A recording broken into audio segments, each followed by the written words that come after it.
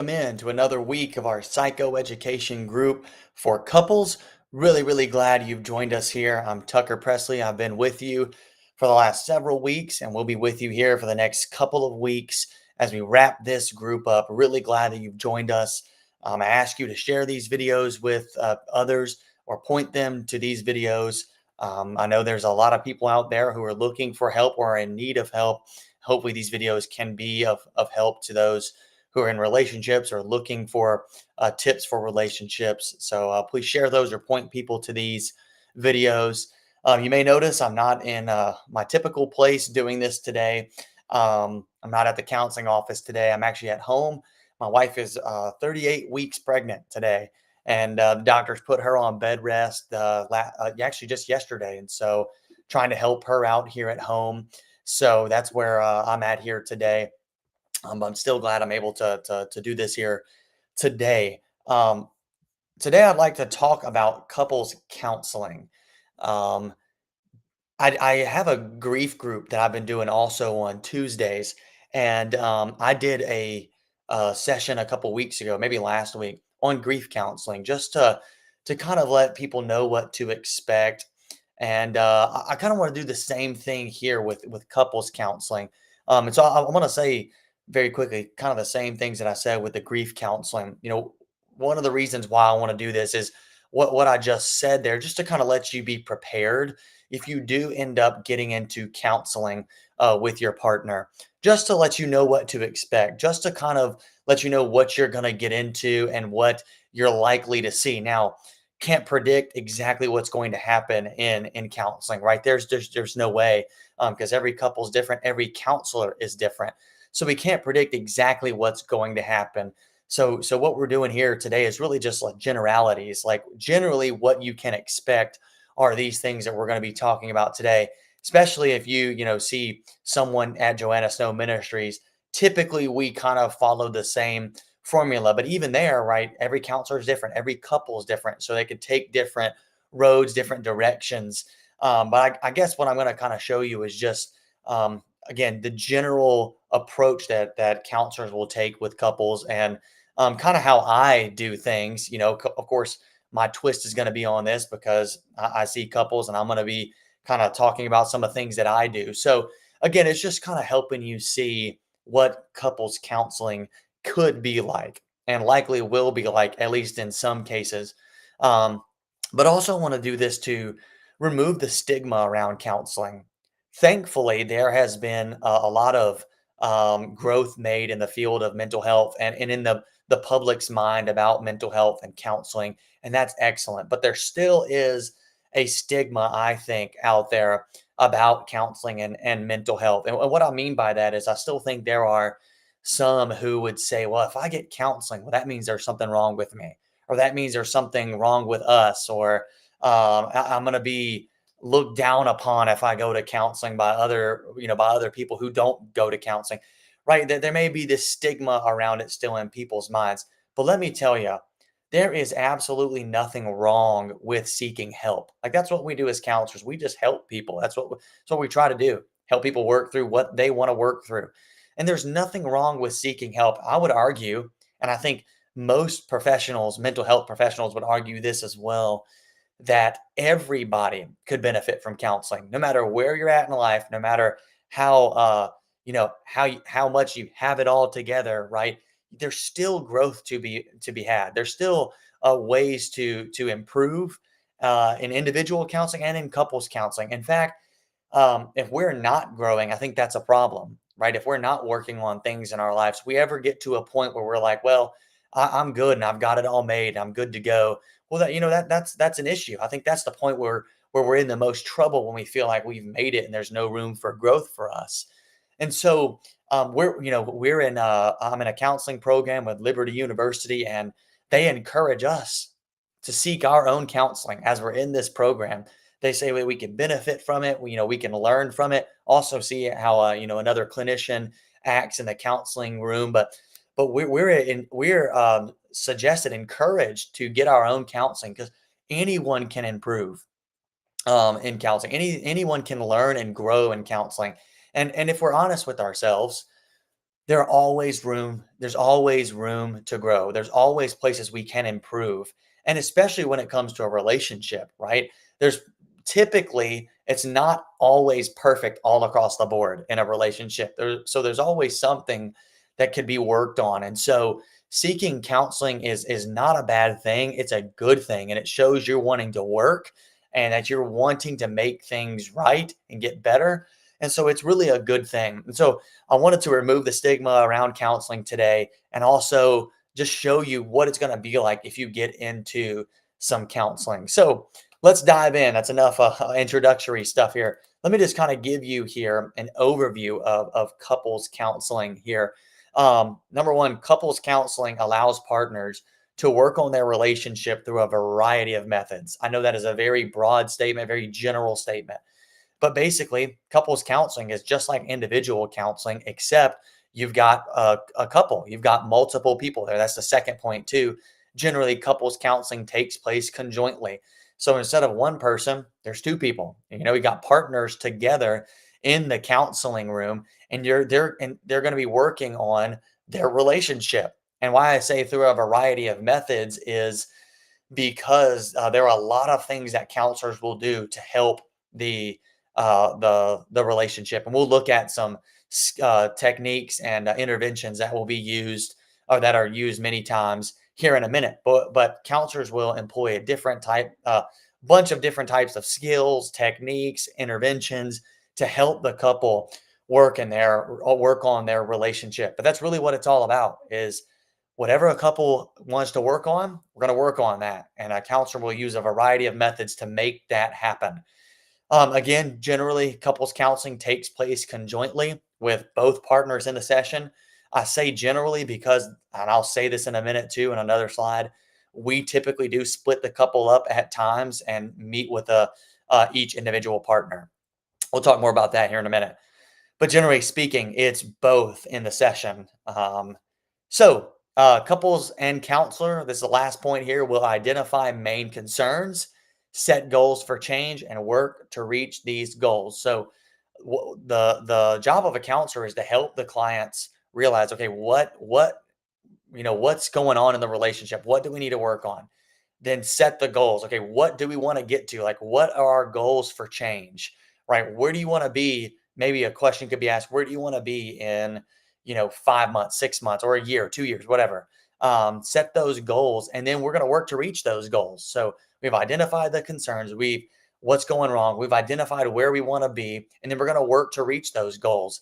That's really what we're going to do in counseling. Again, it's a very broad overview, general overview of what couples counseling will look like. And again, with each individual counselor and each couple, it's going to take on a different atmosphere and air to it and have it go in different directions, right? Because many times, like, we might have a plan within counseling, right? And set goals and try to meet those goals. But then things come up, right? Like you might have a couple might have a really bad argument or have some really tragic thing happen. And then they may bring that and it may change the course of counseling for a time. It may, there may be some infidelity or something that comes up or some big time arguments that come up and they need to be addressed right then and there. And so it may take a different course for a time.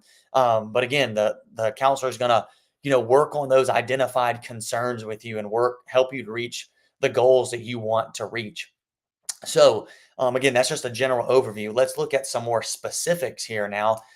Just kind of run you through what some sessions will look like, especially with me or at Joanna Snow Ministries, kind of what we do. But I think this is pretty general across the board. The first session generally is going to involve the counselor getting to know the couple more, right? The goal for the first session is really to what we call build rapport, and that's building a therapeutic relationship with each partner, right? Getting to know one another, establishing a warm connection. That's really what we want to do within at the first session. And by the way, rapport doesn't just happen within one session.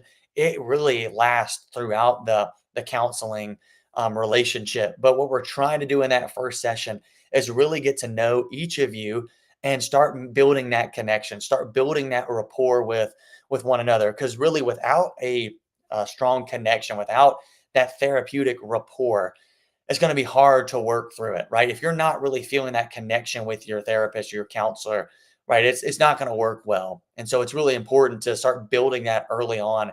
And so we try to get to know the partners and establish that connection with them in that first session. So how do we do that? Really is number one, at least for us, I generally get the couples to share their story, right? Just kind of share generally how you met, how the relationship has gone, how long you've been together, so on and so forth. And there it could go for some couples go for a really short period of time, just very brief. Some couples, talk for a while on that and they kind of go back and forth and fill in the details with each other. Um, so couples generally share their story and then main concerns, what brings them into counseling. So, I would say something like, okay, so like tell me how you guys met and how, the relationship's gone over the 5 years or whatever it may be. They'll share their story. And then I would say, okay, yeah, yeah. Um, how what brings you into counseling now, right? What brings you here today? What are the main concerns in the relationship right now?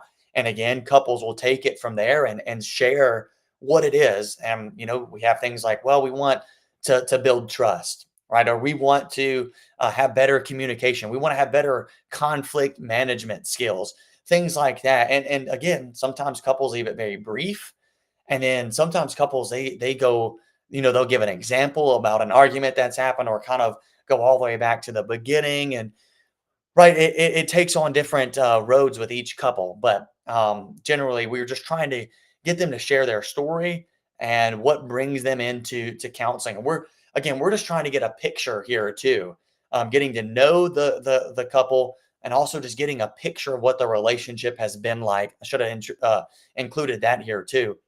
We're trying to get a snapshot of what the relationship is like within that first session.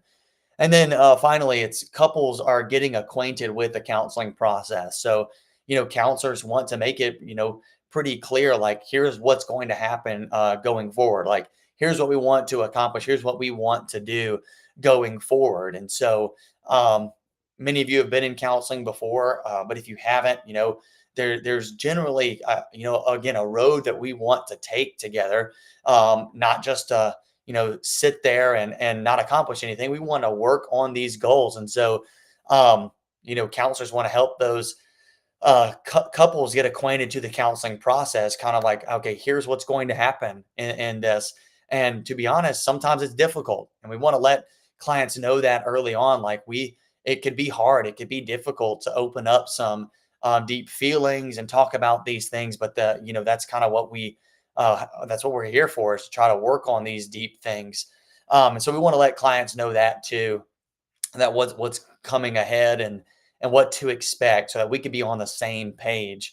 So that's kind of the first session. Now, I say first or second session here because again, each couple is different. Sometimes couples talk a little bit quicker, introduce themselves a little bit faster, and don't really harp very long on their main concerns. They just kind of say, "Oh yeah, we're just dealing with conflict issues. So what do we need to do?"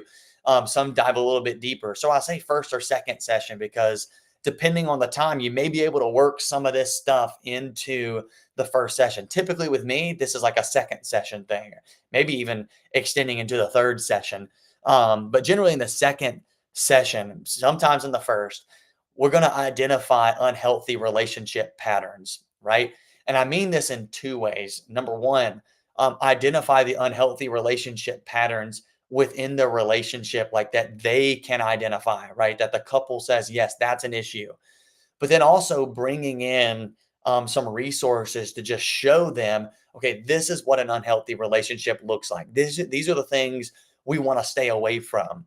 And sometimes when we do that, the couples realize, oh yeah, we do that, and they don't even realize that they do it. And we bring in these unhealthy patterns, and they see, oh wow, that's a part of the relationship, or at the very least, it lets them know, okay, we need to stay away from these things. We need to make sure that we are not involved with these unhealthy relationship patterns. So, number one, like unhealthy communication patterns. And typically, with that, I will go over with our couples the Four Horsemen of the Apocalypse by John Gottman. And we've gone over that in a previous session here. I think that was like 3 or 4 weeks ago. We went over conflict resolution and communication, and that was in that session. And so I will show them the four horsemen of the apocalypse, and that's John Gottman's research, a renowned relationship expert. He came up with these four horsemen, these four communication patterns that will really deteriorate the relationship. Now, thankfully, there are four antidotes to that, but we help them try to identify, okay, what are these communication patterns going on? So, for instance, a couple of them is one is defensiveness, right? Is defensiveness in the relationship? And we just kind of talk about what defensiveness is and ask them, okay, do you see this in the relationship, right? Do you see that you blame each other and refuse to accept responsibility? Like, do you see that in the relationship?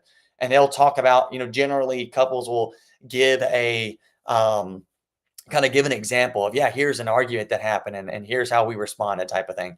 Another one would be things like contempt, right? Contempt is basically like kind of throwing little insults at one another, kind of like focusing on the person's flaws rather than focusing on the problem. And so the example that I gave in that lesson, or the session a couple of weeks ago, was, this house is so dirty, you're such a slob. You're kind of taking a little jab at your partner when you're saying you're such a slob, right? The house is a mess. And instead of focusing on that, you kind of focus on a flaw that you perceive in your partner. That's contempt. That's I think I said contempt. That's criticism. I'm sorry. Contempt is another one of them, and contempt is a little bit deeper than criticism. What I just explained was criticism. Those little jabs, focusing on the person's flaws rather than the problem at hand. And then contempt is a little bit deeper. It's really focusing, like these are like insults and focusing on a person's character with an intent to harm them. So it's a little bit deeper. And then there's stonewalling, which is kind of shutting down, refusing to address the problems. So those are the unhealthy communication patterns that we go through, and we just kind of say, hey, are these? Do you see these in the relationship? Right? Do you think that they're there? And we want to work on those, right? And the same kind of same with conflict resolution. We kind of look at how the couple has resolved conflict in the past, and many times we recognize these things within the session, like the communication patterns and the conflict resolution. We can kind of pick up on the patterns as we just see them talking, right? um, sometimes when we ask them about, these things, these unhealthy communication patterns, conflict resolution, examples will come up. And even within the session, they'll start disagreeing. And you can kind of see the way that that couples talk to each other, the way that they're resolving conflict. And we can kind of notice those patterns that are going on in the relationship. We also try to identify, perpetual problems. So problems that keep popping up in the relationship. What are things that continuously are an issue? So things like maybe money, things like maybe sex, or again, communication may be the perpetual problem. You can't seem to communicate without getting heated. So we look at these unhealthy relationship patterns first and just kind of see, what's going on in the relationship, and help them see, okay, are these things a part of your relationship, these unhealthy patterns? And then there we've kind of identified some things that we need to work on. And they may have already said these things in the first session. And again, we may look at these things in the first session too. But again, these are things that sometimes we don't realize are going on in the relationship, right? Or at least we don't realize it fully what's going on. So it's kind of helping them see these unhealthy patterns. Then we try to look at helping the couple look at some healthy relationship patterns.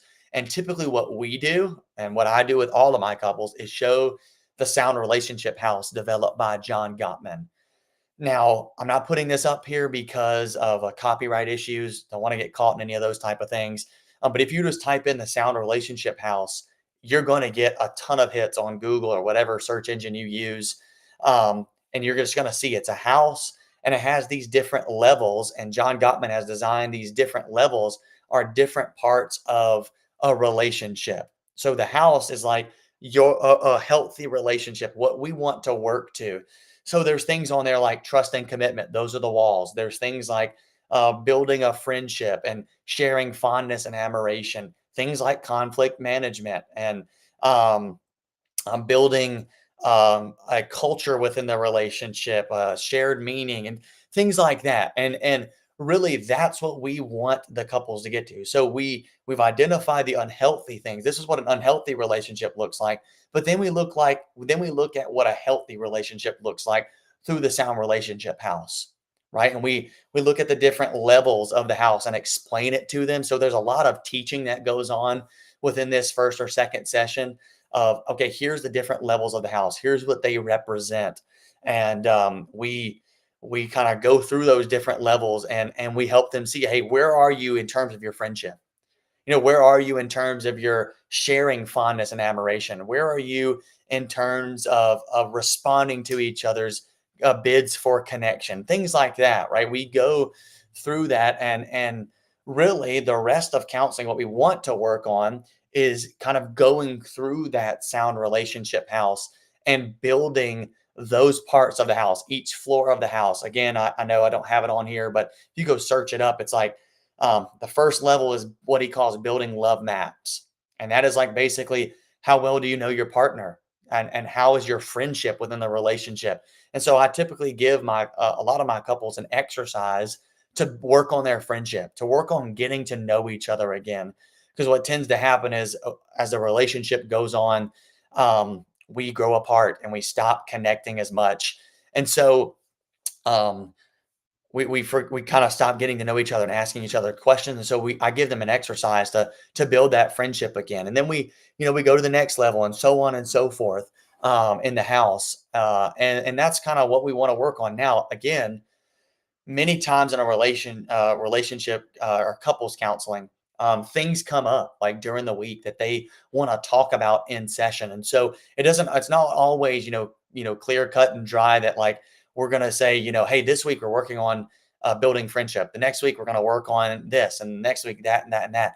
Things just kind of come up organically in counseling, and things take different roads. But we do want to work on building the relationship um, in uh, correlation with the sound relationship house, kind of working on getting to that or sound relationship house where we have the trust and commitment, where we have the friendship and the fondness and admiration now, and so on and so forth. Now, things are not always going to be perfect, but that's what we want to work on, is try to get to where our relationship is sound. And so we use the Gottman's sound relationship house for that. Again, takes a lot of different roads in couples counseling, but that's kind of what we try to do. So that's the first or second session. Um, and uh, I also wanted to point to individual sessions. So I kind of mentioned this earlier. So typically within counseling, at least how I do it with my couples, is after a couple of sessions, a few sessions, I meet with the couple, each individual partner by themselves, right? So I schedule a session with the wife, and then the husband, or the boyfriend and then the girlfriend, and we talk by ourselves for at least a session, sometimes a couple of sessions, and throughout counseling, we may come back to those individual sessions. Now, why we do that is several reasons. Number one, individual sessions help the counselor build that rapport with both partners. So in individual counseling, it's a little bit easier to establish that connection, build that connection, because you're only working with one person, right? And you're able to get to know them a lot easier and a lot quicker, because with a couple, you got two people, and so trying to work with the dynamics of two people is a lot different than working with just one person. And so trying to get to know and build rapport with two people, it just takes a little bit longer. It's just how it is. Just by sheer math, having multiple people is a little bit harder, and so we split the couple up, and just to build that rapport, to build that connection a little bit better with both partners, get to know each partner a little bit better, and to build that trust, right? We want the really, if there's not trust in the counseling relationship, it's going to be hard to share things, right? So we want to build that trust, and that's part of what we do with individual sessions. But also, individual sessions allow the counselor to see each partner's perspective better. And I would say that's probably one of the main reasons why we do this is because, again, there is a different dynamic when you're with your partner as opposed to when you're not with your partner, right? You may say things in a different tone when you're by yourself. You may even reveal things that you wouldn't reveal in session with your partner as opposed to being alone, right? And, I'm not saying that we hide things because in couples counseling, we have a policy with our company that we don't have secrets, meaning we don't withhold things from our partner, right? We let those things be known and we work on them if we find that it's an issue. But I guess what I'm trying to say is there are some things you may act a little bit differently or not say some things out loud or how you want to say them if your partner's in the room, right? You may shy away from, well, even if they know it, right? Even if they know what's going on, you may be afraid or you may not feel like it's right to share something with your partner present, as opposed to just being by yourself sharing it with a counselor. And also there may be something that you're withholding and you may share it with a counselor and first and say like, how could I share this with my partner, right? Like, how can I not withhold this from them? Like, I don't want there to be a fight, don't want there to be an argument. What can we do to share this? And so there's some things that come out with individual sessions that don't typically come out within a couple session within a within the session with both of them. And again, there are some things that like we may say differently, like we might have a different tone, and we may have be not as on guard, right, with our other, especially if there's a couple that has a lot of arguing going on. It's a lot different when you split them up and you're able to just address them and you're able to see it more from their perspective too, because when there's two people in there, right, a lot of times there's competing for time. There's there's just there's not enough time to see each partner's perspective fully, and so splitting them up, it allows us to see the perspective, see where they're coming from and the relationship a little bit better, and kind of just get a whole view of how they see the relationship. Individual sessions also allow the counselor to obtain different information, right? So in an individual session, we typically, what I do is I try to gain a history of the individual. So I'll ask the couples, like the individual partners, I'll ask them like, okay, tell me about your childhood, right? Tell me about, what it was like growing up. Why we do that is because we want to know, their background. And again, this kind of helps us understand some attachment styles, which we talked about in the first session weeks ago, attachment styles. And so we're just kind of looking at how things worked and are there some things that happened growing up that are playing into the relationship now. And so we're just trying to obtain like a history of each partner, and then things come up and in those individual sessions, and we may start piecing things together. Like, okay, someone in the couple, one of the partners may have been abused as a child, right, and faced significant trauma, and that might be affecting the current relationship. And so we can start piecing some things together, like that we wouldn't have gotten in a couple session because we just don't have the time, or we don't have that's not the focus really to work on things, from the individual's lives. But again, we do these individual sessions and we get this different information that we otherwise wouldn't have gotten. And that's just one example, talking about, how it was like growing up. We talk about a lot of different things in there, and it gives us some things that we wouldn't have gotten within the couple counseling session. So that's why we do individual sessions. And I do typically I do this like 3 or 4 sessions in, and I sometimes I'll do one, sometimes I'll do two, sometimes I'll do one, then meet back with a couple for a while, then meet with them individually again. And again, I didn't put this in here, but a lot of times there is individual work that needs to be done. Right? There are things that need to be done to be worked on in our individual lives. That's going to help the relationship in the long run. So we also sometimes do some extended individual counseling with each partner to try to work on the things that are going on in their lives, and it will thereby help the relationship. So those are individual sessions. Now I'd like to look at some theories. Um, Again, this is not even close to an exhaustive list. I'm just looking at some that some approaches to couples counseling and theories that people will likely use that you'll likely see within counseling. So if you go see a counselor, they may be employing these theories or come from these theories. The Gottman method, I've already mentioned that. That's things like the four horsemen of the apocalypse, the sound relationship house.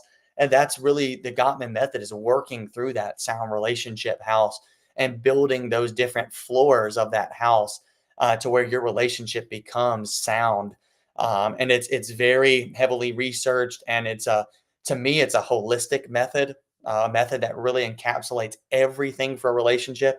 And that's why we use it with Joanna Snow Ministries, is because we see it as a very effective and holistic approach to counseling. There's so many pieces and parts to the Gottman method, and so I love that method. I think it's very helpful for couples, and there's a lot of things within it that are so very helpful. So that's one method that we use, and that a lot of other counselors are trained in and will use. Another one is emotion focused therapy, and it's exactly what it sounds like. In emotion focused therapy, you're going to focus on emotions and how emotions are involved in the relationship, and being more emotionally aware of your own emotions, of your partner's emotions, and how they play into the relationship. So emotion focused therapists are out there, and that may be kind of the focus of the counseling there. Cognitive behavioral therapy. We talked about this in another. I think I talked about this in my grief group. Cognitive behavioral therapy.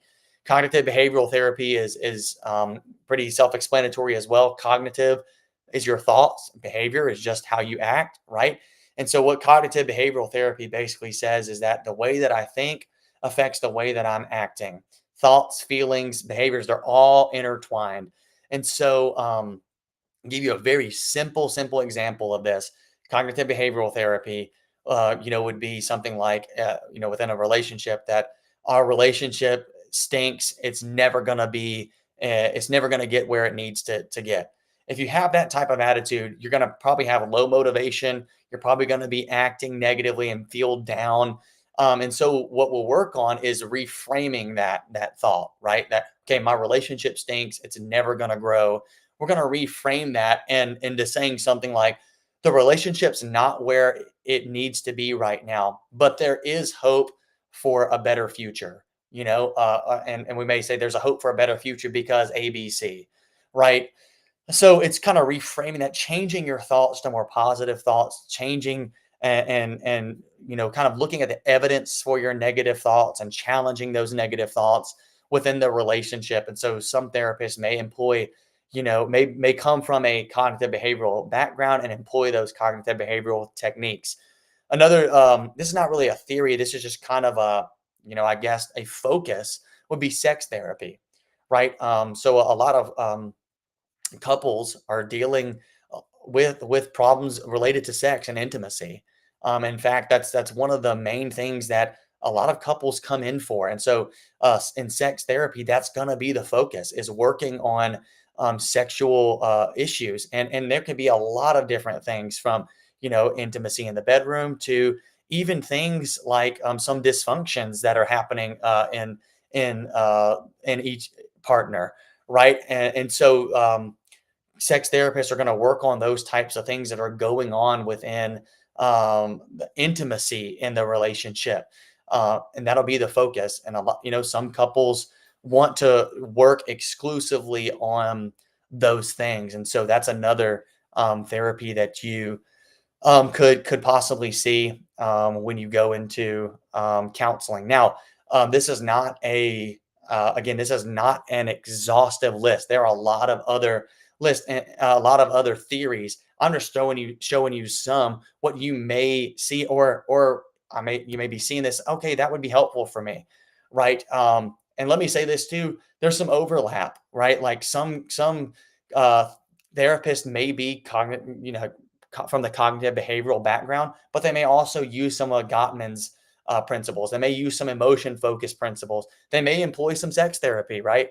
So it's not, clear, just one road for a counselor. Like there's some different roads that they may take here within the counseling. But those are just some things I think you can expect within couples counseling. What some theories that you will see and some things that you will hear about. So very quickly now, let me just show you talk to you about some assessments. So there are a lot of relationship assessments out there, and what we're talking about here are like you will assessments are like things where you will like questionnaires you will fill out about the relationship and about you and your the way that you tick, basically the way that you work, and the about the relationship, and it'll basically give you a report about the relationship. And we'll go over this, and I've done this with couples before. These assessments that they will fill out, and then we'll go through the report together, and it just basically gives you a look at what your relationship is like, right? So one of these is prepare and enrich. This is probably one of the most popular relationship assessments out there that you may see in counseling. And again, I've done it in just the past year with a couple. Prepare and enrich. So here's a quote from Prepare and Enrich website. It says this: more understanding and less arguing, confidence and clarity to talk about sensitive topics, insight on how to be each other's cheerleader and lover. Whether you are in year 0, 5, 10, 25, or more, the Prepare and Enrich assessment will help you visualize your relationship, put facts behind your feelings, and discover ways to open up doors for communication and intimacy. I think that's a really good summary of what the Prepare and Enrich assessment does. Again, you will be sent an email. If you end up doing this, you'll be sent an email, and you'll fill out this questionnaire, and it will give you a report of about your relationship. And why the Prepare and Enrich is really really helpful is it lets you, it's like seeing your relationship on paper, seeing your relationship on graphs and on charts. And so it really helps you visualize, this is where my relationship is, this is what it looks like. I'm trying to think about some different parts of the Prepare and Enrich assessment. I think there are some things like even about like your families, and like how your families relate, or how close you are to your families and how important they are in your relationship. And it kind of puts it on a like a little graph, like where each of you are at with that. And so there's a lot of different parts to the Prepare and Enrich assessment, like a lot of different parts, but it lets you see. I think there may be even like a compatibility portion. It's been a while since I've done one, but it like puts on a like a chart, like how you guys are compatible, like where your relationship is, like on a chart. If I remember correctly, I could be kind of saying some things wrong here, but again, I think you get the gist that it helps you see your relationship and what it's like on paper.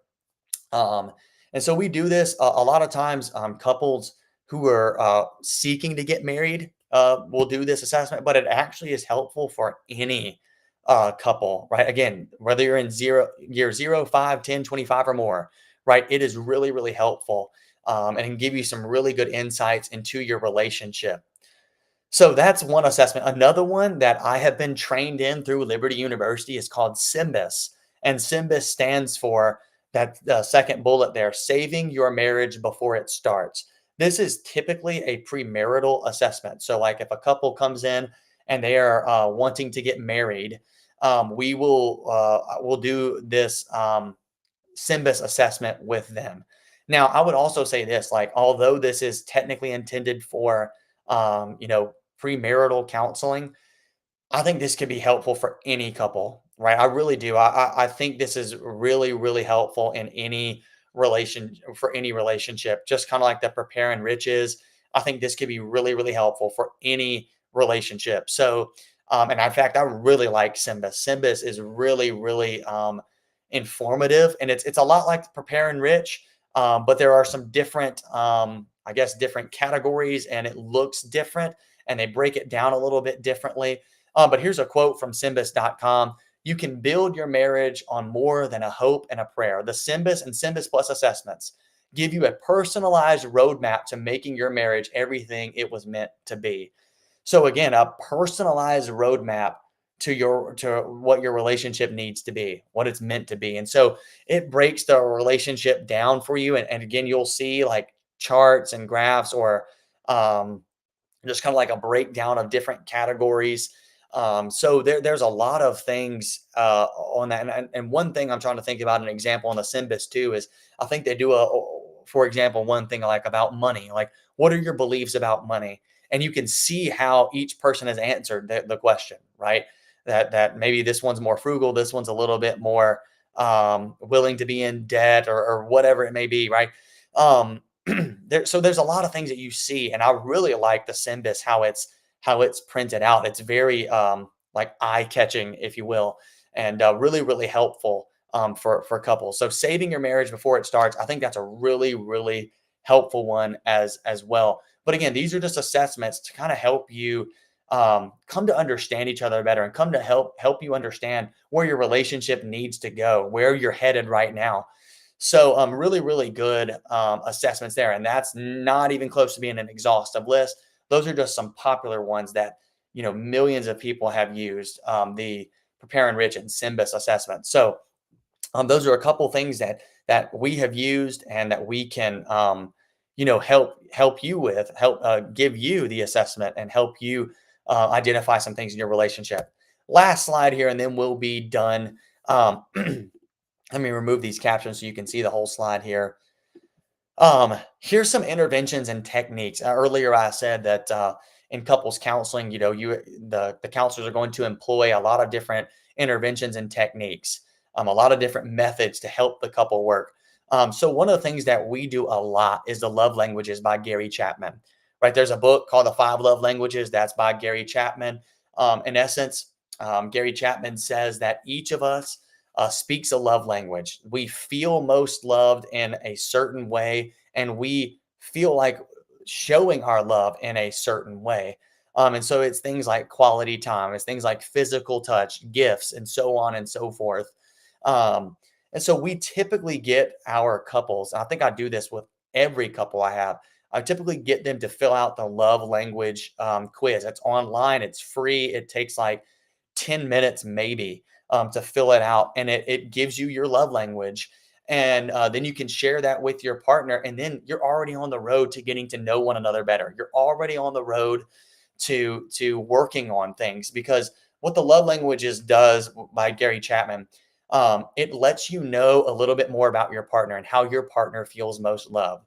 So, for instance, if your partner's love language ends up being quality time, well, guess what? That means you need to spend some quality time with them, right? If your partner's love language is gifts, then it's going to be very meaningful to them if you bring them gifts. And it's not always like the big things. It could be something simple like flowers or like a nice, a big drink or a coffee, just bringing it home for them off a whim, just out of nowhere. Those things are so meaningful to those people, right?